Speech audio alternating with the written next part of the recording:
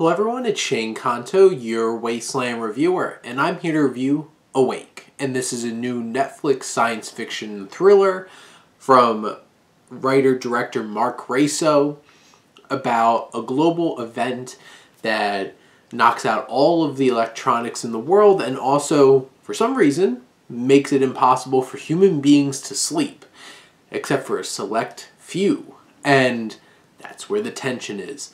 Can we use these people to help solve everybody else's inability to sleep? Because what happens if you can't sleep? We go insane. We eventually die. And that's the crux of this story, this ticking time bomb of a film. And it really focuses on this one family where Gina Rodriguez plays this woman who her husband is dead. She's estranged from her kids. They're living with her mother-in-law, and she's trying to be the best mom that she can at this moment. And all this starts happening, and she realizes that her daughter can actually sleep. And Gina Rodriguez does a really fine job in this film with some strong emotional moments and really has most of the heavy lifting in this film. And we also have Ariana Greenblatt, who plays the daughter, who's endearing and has a sympathetic role in the film, and we care about her. The son, on the other hand, kind of feels flat and kind of just feels tacked on here. But at the heart of this film, we have this relationship. But along the way, this has such an interesting concept. How does it build off of it? Well, it just kind of turns into a series of cliche and tropey, check boxes. Let's go to a religious place, and all the religious people are going insane, and bad things happen along the way. And then you have, how does the military deal with this? How do scientists? What happens if all the prisoners get out? And you kind of check all these boxes along the way and don't do really anything particularly interesting with it. You have this concept, but the plot is very mundane and very familiar and derivative. And so nothing in that way particularly interesting happens, even though Mark Raso does his best to incorporate some strong direction.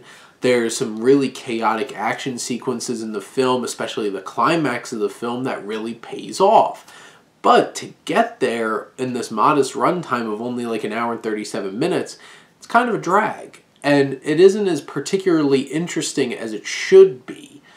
And you have this whole idea, this big concept that's floating over it, but it decides to just lean into a lot of cliches and tropes that we've seen before, which aren't particularly interesting and don't do justice to the greater concept. And here we have an interesting cast of other actors here, including Jennifer Jason Leigh, who really doesn't have a whole lot to do. Finn Jones is there to show up and give exposition, and his role his acting falls very flat. Barry Peppers might be the most interesting of these side characters as this priest, former addict turned priest, and he has that depth. He has that struggle with his congregation because people start reacting very sharply and angrily and aggressively and have hallucinations, and you feel all this. But the film never quite reaches the intriguing enough level with its plot as the concept that it has. It definitely has some positives, but in the end, this is a pretty disposable, forgettable little thriller that, you could throw it all in the background on Netflix, but this might not be something that really grabs you. Unless you're really big into this genre, you might get a lot out of this.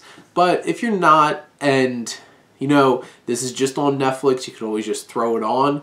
But I don't know if this is going to be one of those films that really grabs you and leaves a lasting impression on you.